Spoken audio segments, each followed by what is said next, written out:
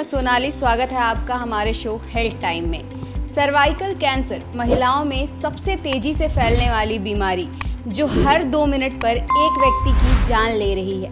Cancer में ये चौथे स्थान पर आता है, लेकिन इस बीमारी के होने का मुख्य कारण क्या है और ये बीमारी आखिर इतनी तेजी से क्यों फैल रही है, इस विषय पर हमारे साथ बात करने के लिए मौजूद है डॉक्टर कंचन जी। सबसे पहले हम उनका स्वागत करते हैं। नमस्कार मैम, ये आपने बहुत अच्छा टॉपिक सेलेक्ट किया है क्योंकि सर्वाइकल कैंसर के बारे में अवेयरनेस होना बहुत ज़रूरी है। कहते हैं कई बार जागरूकता ही सबसे बड़ी चीज़ होती है और ये आप इस विषय में जागरूकता फैला के जो है बहुत ही अच्छा काम कर रहे हैं। तो हम चाहते हैं कि ये संदेश दूर दूर तक सभी महिलाओं को पहुँचे। मैम, सबसे पहला सवाल हमारा ये है कि सर्वाइकल कैंसर क्या है और क्यों होता है? सर्वाइकल कैंसर अगर बच्चेदानी सब लोग जानते हैं तो बच्चेदानी का जो मुंह जिसे कहते हैं वो सर्विक्स कहलाता है। तो सर्वाइकल कैंसर को अगर हिंदी में कहें तो ये बच्चेदानी के मुंह के कैंसर को सर्वाइकल कैंसर कहते हैं। ये महिलाओं में बहुत ही ज़्यादा कॉमन है और ये सबसे अच्छी बात इस कैंसर की जो है वो ये है कि ये प्रिवेंटेबल है। प्रिवेंटेबल का मतलब इससे बचाव संभव है। मैम, इसके लक्षण क्या है और किस तरह से इससे बचा जा सकता है? देखिए, मेनली तो इसके लक्षण ये हैं कि महिलाएं कंप्लेंट करेंगी कि पेट में दर्द होता है या फिर शारीरिक संबंध बनने के बाद अगर ब्लड आता है। ये इसका बहुत ही एक वार्निंग साइन होता है। इसके विषय में अगर पता हो तो कभी भी अगर ऐसा होता है कि शारीरिक संबंध बनने के बाद हल्की सी स्पॉटिंग हो गई या जननांगों पे खून लग गया है तो तुरंत आपको अपने एक डॉक्टर से संपर्क स्थापित करना चाहिए। इसके अलावा माहवारी बंद होने के बाद अगर किसी भी महिला को कभी भी खून आता है नीचे से जननांगों से, जैसे महीना आना कहते हैं, लेकिन नहीं आ रहा है, बंद हो चुका है, फिर भी धब्बा आ रहा है, वो बहुत ही इम्पॉर्टेंट है। उसके लिए आपको तुरंत अपने गायनेकोलॉजिस्ट से संपर्क करना चाहिए। और तीसरा मुख्य लक्षण होता है वो ये होता है कि इसमें गंदा बदबूदार पानी आता है। क्योंकि कभी भी कैंसर क्या होता है, कैंसर का मतलब कोई भी ऐसी ग्रोथ जो बहुत ज़्यादा हो गई और ख़राब सेल्स की हो गई, तो उसमें सड़न और इन्फेक्शन कॉमन होता है। तो जो गंदा बदबूदार पानी आता है वो बेसिकली जब उसमें इन्फेक्शन होता है उसकी वजह से आता है। तो एक तरीके से बदबूदार पानी आना या ब्लीडिंग बीच में, माहवारी के बीच में कभी धब्बा आ जाना या फिर शारीरिक संबंध बनने के बाद खून आ जाना या माहवारी बंद होने के बाद खून आना, ये इसके 4 महत्वपूर्ण लक्षण हैं। और इसके विषय में अगर जानकारी होती है, कहते हैं जानकारी ही सब कुछ है, अगर जानकारी है तो आप तुरंत अपने डॉक्टर से संपर्क करें। और ये ज़रूरी नहीं है कि ये लक्षण हो रहे हैं तो कैंसर ही हो, ये कुछ और भी हो सकता है, लेकिन ये कैंसर है या नहीं ये जांचों के बाद ही पता चलेगा। कई बार महिलाएं जो हैं वो इन सारी चीज़ों को लेकर के हिचकिचा जाती हैं कि वो किनसे इन समस्याओं के बारे में कहें या फिर कैसे जाएं डॉक्टर के पास और कहें, लेकिन उनको ये बात समझने की कितनी ज़रूरत है कि उनकी जो स्वास्थ्य है उससे ये जुड़ा हुआ चीज़ है और इसके बाद उन्हें बहुत गंभीर समस्याएं हो सकती हैं। नहीं, देखिए, ये तो है कि थोड़ी हिचक होती है, लेकिन सरकारी अस्पतालों में इस समय इतनी सुविधाएं उपलब्ध हैं। इवन जिसे कहते हैं स्क्रीनिंग, कैंसर डिटेक्शन के जो टेस्ट होते हैं वो भी उपलब्ध हैं इसके सर्वाइकल कैंसर के लिए।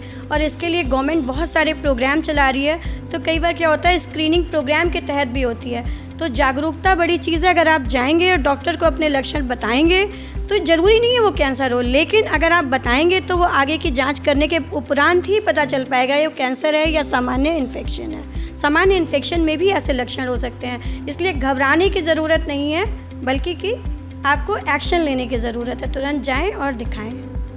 मैम, अभी आपने हमसे गवर्नमेंट अस्पताल की बात की, तो सरकारी अस्पताल में जांच कराना कितना बेनिफिशियल है और प्राइवेट में जांच कराना कितना, मतलब जो आम परिवार है जो नहीं इतना ज़्यादा अफोर्ड कर सकता है खर्चा, तो वो सरकारी की तरफ मूव करे या फिर प्राइवेट की तरफ मूव करे, और सरकारी में क्या क्या फ़ायदे हैं?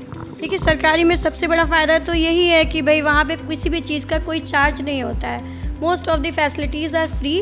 कुछ चीज़ों के अगर जैसे मेडिकल कॉलेज में या कहीं पे होते हैं तो बहुत ही मिनिमल चार्जेस होते हैं। तो कहने का मतलब है कोई भी गरीब व्यक्ति जिसके पास पैसा नहीं भी है वो भी अपनी जांच करा सकता है। बाकी डॉक्टर्स सारे ही अच्छे हैं, सलाह सभी सही देंगे, लेकिन ये है कि वहाँ पे कम खर्चे में और बिना खर्चे के काम हो जाएगा। प्राइवेट में डेफिनेट बात है कि कोई भी डॉक्टर है तो वो पेमेंट तो लेगा ही लेगा, उसमें आप कुछ मदद नहीं कर सकते।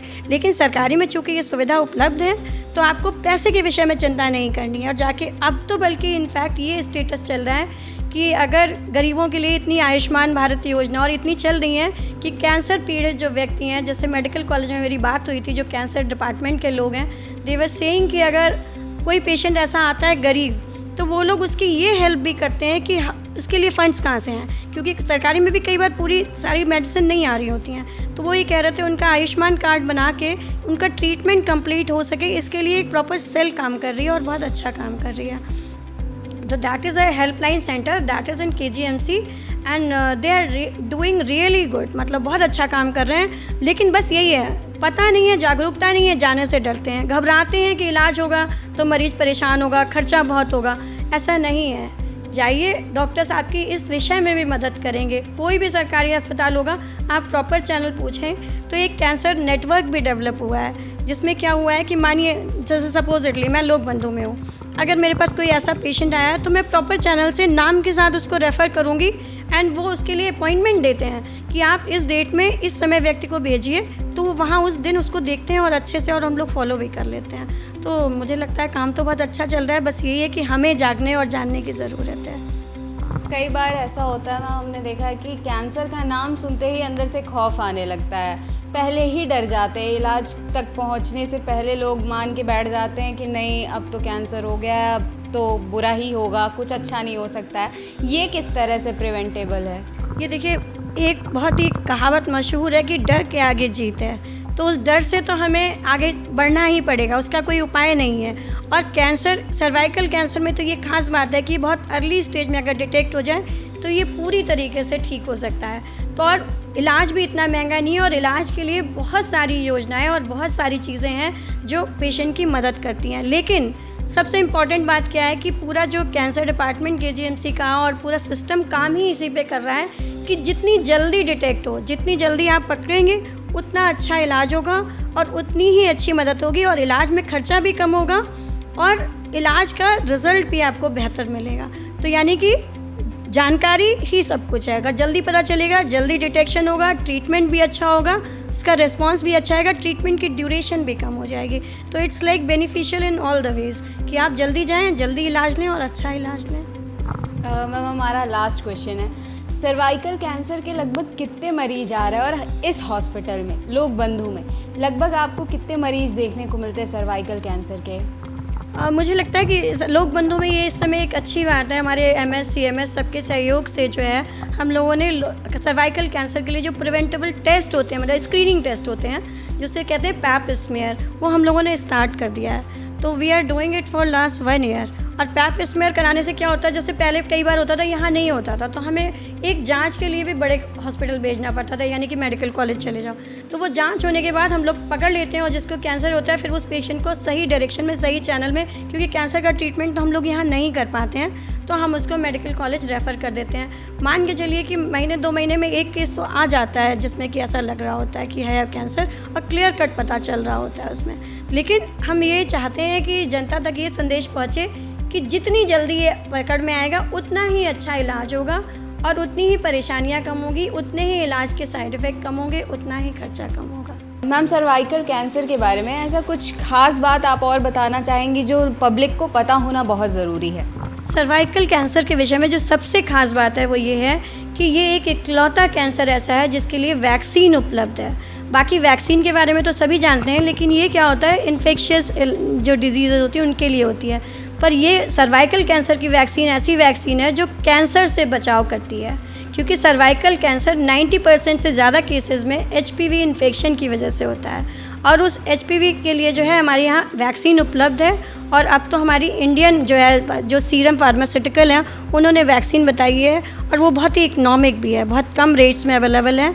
गवर्नमेंट में भी प्लान चल रहा है कि इसको गवर्नमेंट हॉस्पिटल में अवेलेबल कराया जाए, लेकिन अभी इसकी उपलब्धता नहीं हो पाई है। इसके विषय में विचार चल रहा है कि कैसे किया जाए।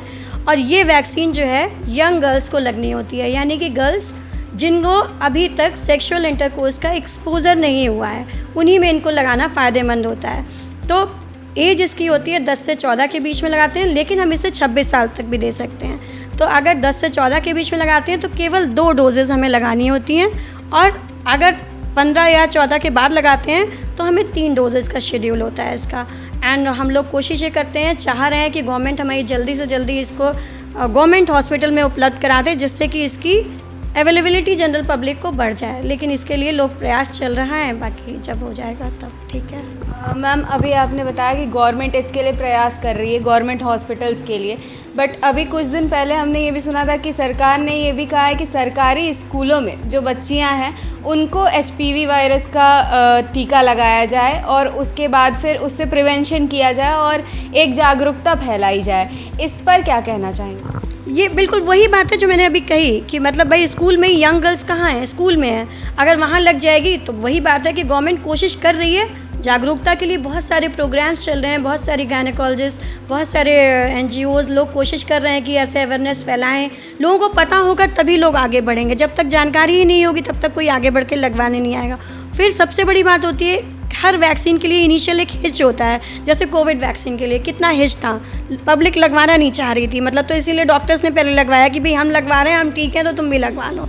तो सेम वे है कि डॉक्टर्स और पब्लिक में बताएंगे, लोग डॉक्टर से पूछिए, अपने डॉक्टर से जाके पूछिए कि आपकी बेटी को लगवाना है तो कब लगवाना चाहिए, कितने डोजेज़ हैं, कैसे उपलब्ध है। बस हम लोगों की कोशिश यही है कि जल्दी से ज़्यादा लोग सर्वाइकल कैंसर वैक्सीन लगवा लें यंग गर्ल्स, जिससे कि हमारी अगली जनरेशन में सर्वाइकल कैंसर के रेट को हम कम कर सकें। That's it. Thank you so much ma'am. तो गवर्नमेंट भी इस स्कीम को लेकर के चल रही है कि HPV वायरस को प्रिवेंट करने के लिए जो टीका लगाया जाए वो स्कूल्स में लगाया जाए, और जो हॉस्पिटल्स हैं, गवर्नमेंट हॉस्पिटल्स हैं, बाकी सब भी वो इस चीज़ को करने में लगे हुए हैं कि जितने भी टीका हैं वो उपलब्ध कराए जाए, जिससे इस कैंसर को बढ़ने से रोका जा सके और आगे की जो जनरेशन है उन्हें सुरक्षित किया जा सके।